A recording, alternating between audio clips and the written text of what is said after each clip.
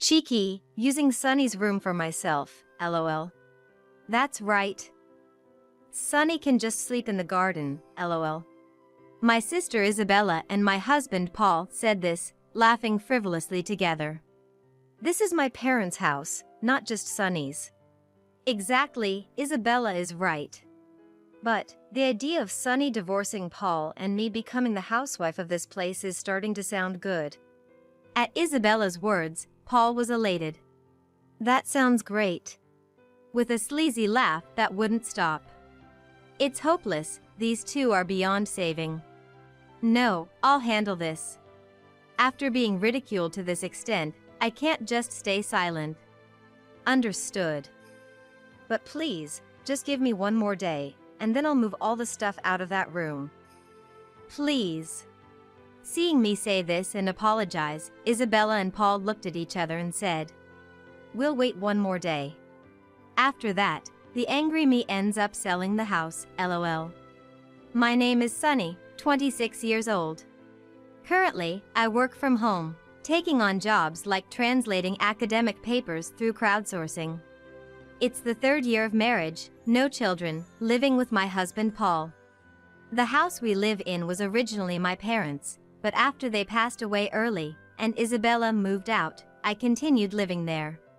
Paul works in sales at a food manufacturer. Lately, it's been tough, and he's always leaving early in the morning and coming back late at night. 3 years into our marriage, we've already started drifting apart, with increasingly less time for conversation. Paul is busy with entertainment on weekends. This week it's golf, next it's fishing, and after that, a baseball tournament, making the disconnect even greater. According to Paul, it's a recession, and he has to behave in a way that pleases our valuable regular customers to affect sales performance. Since I work from home, I don't know if that's true, but questioning him about it greatly upsets him, leading to such harsh words that I end up keeping silent, despite my doubts. A plain woman with no particular qualities like Sunny, the only man who would marry you is someone like me. If you're too persistent, you'll be abandoned and in trouble. Indeed, I'm aware that I'm as ordinary as they come. My appearance isn't ugly, but average, and so is my physique. I have no special talents.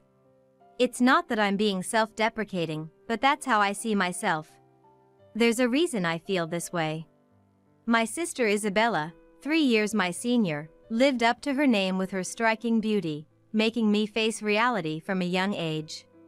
Not only was Isabella beautiful on the outside, but she was also lively and cheerful, the pride of our parents.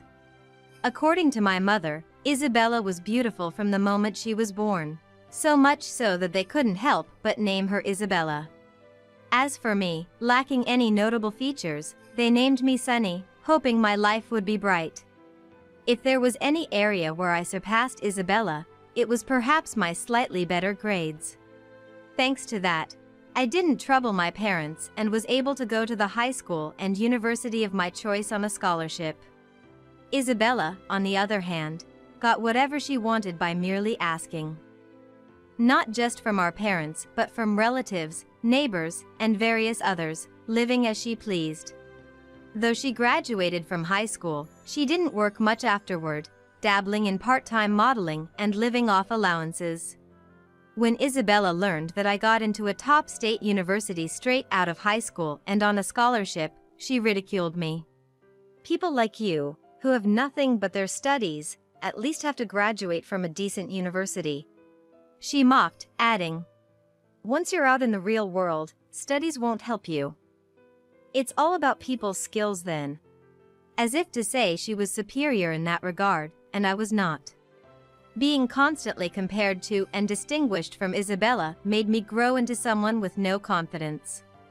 And right after graduating and starting my job, I decided to marry Paul, an employee at a client company. No particular reason. He proposed, and that was enough for me. I wasn't sure if anyone else would offer me such a thing in my life, considering I saw no merit in myself. After getting married, I lived without opposing Paul, trying to keep things smooth and unobtrusive. I thought that was the best way for someone as ordinary as me to live. There's another reason I married Paul.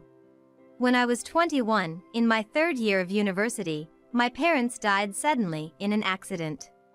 After the days of their funeral settled, Isabella said, "I'm going to live a life that suits me. I don't need an ordinary sister like you. You can have this old house. I'll take all the cash." With that, Isabella left, taking the insurance money from the accident, our parents' insurance, cash, and valuables. I was left alone in our 30-year-old family home. My tuition was covered by scholarships, but I paid for my living expenses with part-time jobs and the crowdsourcing work I started around that time. It was lonely not getting much attention from my parents, who doted on Isabella. But having them around, even if they only looked at Isabella, was less lonely than not having them at all. Often, I cried at night from the loneliness, wishing they were still alive, even if they only cared for Isabella. Then, when I met Paul and he proposed, I said yes without thinking. I just wanted someone by my side, anyone. But once married, life wasn't much different than before. Quiet Sonny, who wouldn't oppose me, that's why I chose you as a spouse. If you don't like it, we can divorce any time, Paul declared boldly. And so, we lived like mere roommates. Why did he marry me? Just because I wasn't likely to oppose him? Could he treat his life partner so coldly? But as long as I quietly did the housework and made Paul's life comfortable, he had no complaints and didn't resort to violence. I worried, but resigned to the belief that this was all someone like me could expect. Then, an unexpected visitor arrived. I came back because I'm having a baby. Isabella, who left 5 years ago, returned with a large belly. What's going on? Why are you back all of a sudden? Didn't I say? I came back to give birth at my parents' house. This house is still my family home, after all. Even so, when she left, she said she didn't need such an old house and took only the valuables. Now she returns, saying something like this, putting me in a difficult position. This is a problem. Why? Because, right now, I'm not the only one living in this house. Isabella looked surprised at my words. Do you have lodgers because there are empty rooms? Surely, not all the rooms are filled. It seemed Isabella hadn't even considered the possibility of me getting married. I'm married. No way, you're joking? You got married? Isabella burst out laughing. There must be some very unusual person out there. Or is it, by any chance, you supporting him? A leech? And he's sticking with you because he has no choice? What an awful thing to say. No, he has a proper job. And I work from home, too. Well, fine. It's just you and that man living here, right? Then there's room for me. I'm moving in. Without waiting for me to stop her, Isabella immediately opened the door to her former room, the best room in the house. Hey, what is this, all these books? Surely, you aren't living here now. Of course, it's my room now. After Isabella left and didn't return, I took over the most comfortable and spacious room as my own. What's wrong with that? How dare you do this to someone's room? Throw everything out. Wait a minute. Isabella began throwing my belongings into the hallway without permission. Stop. Some of these are work-related books. Stop it. When I desperately tried to stop her, Isabella, looking annoyed, said, You can see, right? I'm pregnant. You know whether it's good or bad to make a pregnant woman lift heavy things, don't you? Even without experiencing pregnancy, I knew that much, but what was Isabella trying to say? Fine. I'm kind, so I'll give you 3 days. During that time, get all of your stuff out of here and make it comfortable for me to live in. Are you serious? This is my room. It's only natural for the original occupant to return. I'll stay in another room until then, so hurry up, okay? Isabella declared this and then moved into the next most comfortable-looking guest room without permission. I felt so helpless. I gathered my belongings thrown in the hallway and brought them back into my room. Luckily, nothing was severely damaged since I stopped her quickly, but the corner of one of my professional books was significantly dented. I felt sorry for it and apologized to the book as I stroked the damaged corner. That night, when Paul came back and I explained the situation, he became furious. "What's this? What's she doing here without permission? Call that Isabella here. I'll tell her to leave." Feeling relieved, I called Isabella to the living room, hoping Paul would ask her to leave, but something unexpected happened. "Your Sonny's husband? What a charming man." As soon as Isabella said this with a smile, Paul seemed smitten and said, "That's tough. If you're okay with this house, feel free to stay as long as you like," agreeing to let Isabella stay in our house. Isabella looked at me with a triumphant smile and laughed. That was the beginning of a nightmare-like life. Paul, who used to hardly be at home due to his frequent outings, started coming home right after work ended. The weekend entertainments seemed to have ceased, and he was always at home. He clung to Isabella, who didn't seem to mind and even leaned on him. Then, the two of them started ordering me around, telling me to do this and that. I was treated like nothing more than a servant. Even I reached my limit and decided to speak up. I have something I want to discuss." I was even angry at myself for not being able to say it any stronger. "What is it? Got something to say?"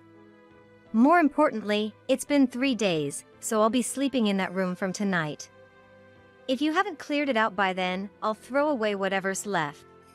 Enraged by Isabella's declaration, I couldn't help but retort, "That room is mine, this is my house."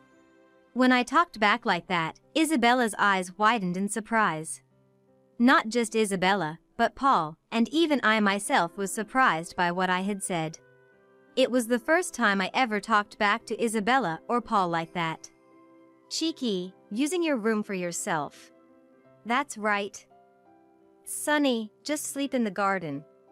Isabella and Paul were momentarily silenced by surprise, but probably thinking I wouldn't stand up to them further, they laughed dismissively. "This is my parents' house, not just Sonny's." "Exactly, Isabella is right. But maybe you should just divorce Paul. And I become the housewife of this house, that sounds good." Paul got excited at Isabella's words. "That sounds great." And his sleazy laughter was unstoppable. "Then Sonny can't stay in this house anymore. What will you do? Clear out that room or divorce and leave this house? I don't care either way." I bit my lip in frustration.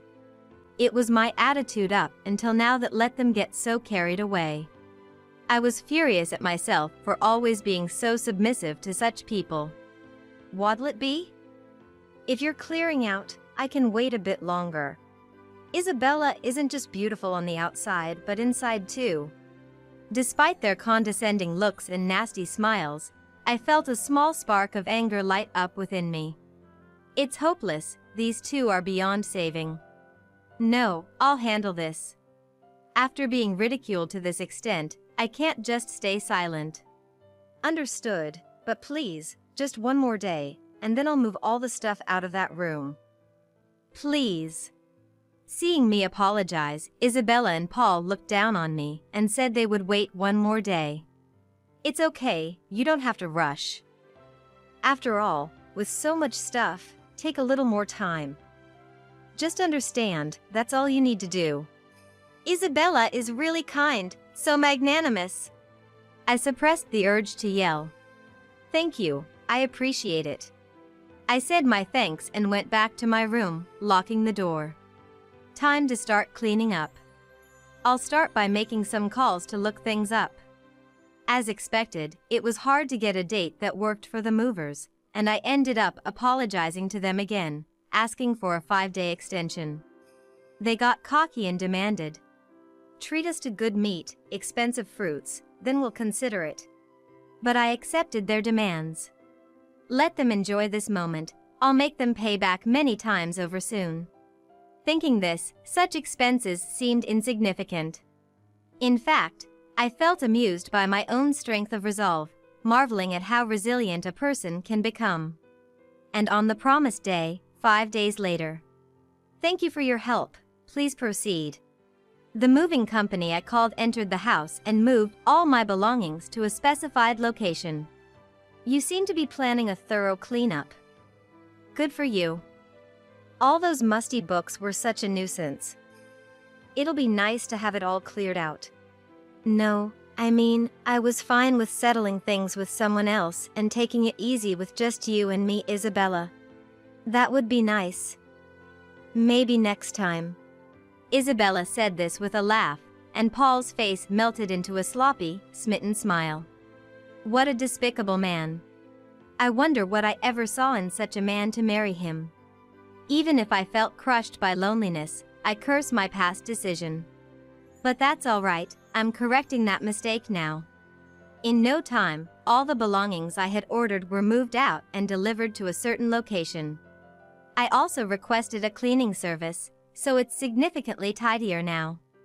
However, what I requested to be moved were only things from the room Isabella used to use, my study filled with documents and a computer for work, and other personal items of sentimental value. The stuff in the worst-lit room, which Paul had turned into a storage for his hobbies, and the things in the bedroom that used to belong to my parents, which Paul uses, were left as they were. I was always ordered by Paul to clean the bedroom, but he didn't like me touching his things, so I didn't. And there was one more room, originally intended as a storage room but became cluttered with Isabella's belongings over time, making it unclear what was what in the dirty room. I hadn't touched that either. I had wanted to dispose of everything Isabella left behind when she moved out, but fearing she might return unexpectedly and complain, I left it untouched, and it remained that way until today. When I was living alone, ignoring such a room was no problem, and after getting married, Paul started throwing his unwanted items there, making it even harder to tackle. It's much tidier now, isn't it? Wait a minute. Isabella turned to me angrily. What happened to the bed? Everything is gone. I can't sleep in this room now. Isabella stomped her feet in frustration and protested. Did you need the bed too? You said to take everything out. You should have thought about it. Well, it's already moved, so maybe Paul can buy a new one. I said with a laugh, and then Paul protested. Why should I buy it? It's your fault, so you should buy her a new bed. I expected him to say that. So, I presented Paul with a document. This is a divorce application. With this, you can marry Isabella. Paul's eyes sparkled as he looked at the green paper. And this is a marriage license application.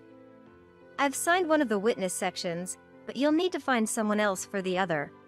I saw Paul's eyes shine even brighter. I'm leaving this house from now on. You two can do as you please. I said my farewells to them. If you fill in what's necessary, I'll submit it right away. Without me having to say anything, Paul had already started filling out the divorce papers in a hurry. Then, he handed them to me casually, as if he was asking me to do a simple errand, saying, I'm counting on you. Understood. Thanks for everything. By then, I put the divorce papers in my bag and left my childhood home. Do whatever you like with the marriage certificate? I left the house I had lived in for so long and moved into a monthly rental apartment I had arranged to be immediately habitable. I'm looking forward to seeing what moves they make next. I'll probably hear from them soon. For now, I stored my belongings in a monthly rented storage unit. It hurts to spend a bit, but I'll consider it retribution for all the times I turned a blind eye to troublesome matters. Then, I opened a can of beer and toasted to myself. Today marks the day I became free. From now on, I've decided to live my life not swayed by such people, living as I want to. Helped by the beer, I comfortably drifted into sleep. A few days later, my mobile phone kept ringing incessantly. It was around the time I might have overslept a bit. Half asleep, I answered the phone. "What is it?" "It's not what is it?" Isabella's yelling voice burst through as soon as I picked up. So noisy, I was sleeping so well. Usually, I'd still be in my dreams at this time. I had a hunch about why I had to wake up early. "The real estate agent is here. They're here for a house appraisal." "Sonny, what have you done?" "Real estate agents sure get up early," I replied nonchalantly. "What did you do?" "What did I do? Didn't you say a real estate agent came for an appraisal? Don't you understand what that means?" During those 5 days, I had consulted about selling the family home. I had always lived there, bearing its inconveniences for the sake of memories with my parents. But upon reflection, those memories were just of Isabella behaving selfishly and our parents allowing her free rein. Adding to that, the time spent as Paul's servant after our marriage, and foreseeing Isabella's return to rule as a tyrant. Who would want to cling to such a house? Not just that. Perhaps Isabella's future child, my niece or nephew, would turn out just like their parents. A very high chance indeed. Was I to be trampled and oppressed by them for life? Realizing this, I was stunned, then resolved to take this chance to start anew, throwing everything away. "I won't allow any rash actions. This house is mine too. Cancel it immediately," Isabella commanded loudly over the phone. "You have no right to say that, Isabella." "What did you say? Don't you remember? When you left, you took all the insurance money, jewelry, and other valuables, didn't you? You signed the property division documents then." "That's right. I had sorted through all of our parents' estate and made it official. If not, we couldn't proceed with the inheritance."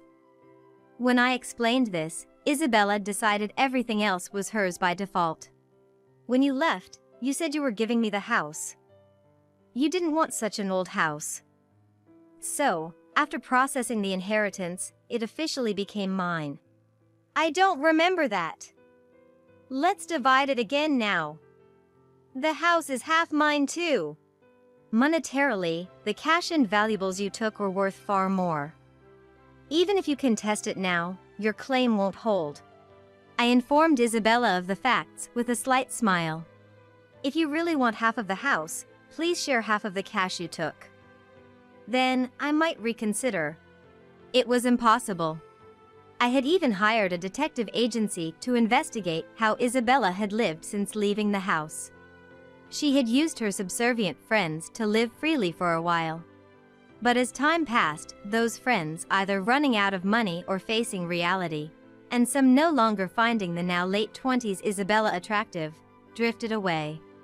In desperation, Isabella apparently tried to marry a financially attractive older man by claiming she was pregnant with his child, but alas, he was already married. The man, afraid his wife would find out, gave Isabella some money and promised to pay child support to get rid of the nuisance. Since the condominium she had been living in was also in his name, Isabella, with nowhere else to go, returned to her childhood home. She probably thought that once she returned, she could dump the child on me and live off the child support as she pleased. I relayed to Isabella, in a matter-of-fact manner, what I had come to know. "Sonny, how do you know that? Did you have a detective agency investigate? That's a sneaky thing to do." No matter what she says, this is reality, and knowing it, I'll use it for my brighter future. "Even if you say that, I can't unlearn what I've already found out. Besides, have you already submitted the marriage permit with Paul?" "I have." "What about it?" "I've sent a demand letter for compensation to Paul and Isabella. It should arrive today." "What?" I had consulted with a lawyer about Isabella's return and decided to claim compensation as a cause for divorce. "Isabella and I had no relation while I was married to you, Sonny." "Does that mean they do now?" Either way, it doesn't matter to me. Regardless, the fact that Isabella is the direct cause of our divorce doesn't change. We had outwardly seemed like a happy couple. Paul made sure his tyranny wasn't known outside. So it appears that our current state began with Isabella's return. To anyone looking from the outside, it would seem obvious that the two of them, after an affair, conspired to get rid of me. So, I'll be waiting for your payment. Also, that man's wife knows about Isabella and is furious. She said she'll be demanding compensation, so I gave her your family home's address. What? Sonny! I had no intention of listening further and turned off my mobile phone after saying just that. The demand letter also stated that any future contact should go through my lawyer, and if they attempt direct contact, the compensation amount would increase, so I shouldn't have to hear their voices again. They won't know where I am, anyway. As expected, Isabella and Paul tried to claim a right to live in the house without leaving, but the fact that I had been paying for the property taxes, utilities, repairs, and all other expenses, plus their act of driving me out, along with documents Isabella signed acknowledging the inheritance division, meant their claim didn't hold. Eventually, they had to leave the family home and now live in a cheap apartment. I managed to get the bank to lend Paul the amount I claimed. Thanks to his still being officially employed, ensuring he had the creditworthiness for the loan, but who knows what the future holds, better to secure the money while I can. The compensation from Isabella was paid out of the money she received from the man she claimed was the father of her child. As for the compensation to the man's wife from Isabella, I don't know, nor is it my concern. After settling everything, I canceled the mobile phone I had kept just in case, cutting off all contact from Isabella and Paul. Isabella did give birth safely, but DNA testing showed the child wasn't from the wealthy man she had claimed. Relying on a significant amount of child support, Isabella panicked when the man, learning the truth, angrily stopped the payments. Why I know this is because Isabella and Paul begged the lawyer to contact me, wanting to speak to me. What should I do? I was asked, but of course, I had no intention of making contact. Why should I put myself at risk when I've started a peaceful new life somewhere they don't know? Legally, the child was treated as Paul's. Due to the divorce being finalized and him submitting the marriage permit with Isabella immediately after. I feel sorry for the child, but there's nothing I can do. I might be considered heartless for saying this, but showing mercy carelessly could drag me back into hell, and I want to avoid that at all costs. After ending everything, I bought a condominium big enough to fit all the belongings I had moved out, and relocated there. Of course, I purchased the condominium with the money from selling the family home, the compensation from the two, and my own savings. The new condo is very comfortable. I can do my job from anywhere, and having a skill ensures I won't struggle for food in the future. Lately, I've also learned to dress up and go out. Doing my makeup and looking in the mirror, I somehow feel I resemble Isabella, whom I despised so much. It's unpleasant, but it seems blood-related sisters after all. Seeing myself looking slightly more beautiful, I smiled. With Isabella, who was beautiful but shallow, and my ex-husband, who thought only of using others, as cautionary tales, I'll live my life as the main character from now on. I promised myself, with a smile, that I would surely find happiness.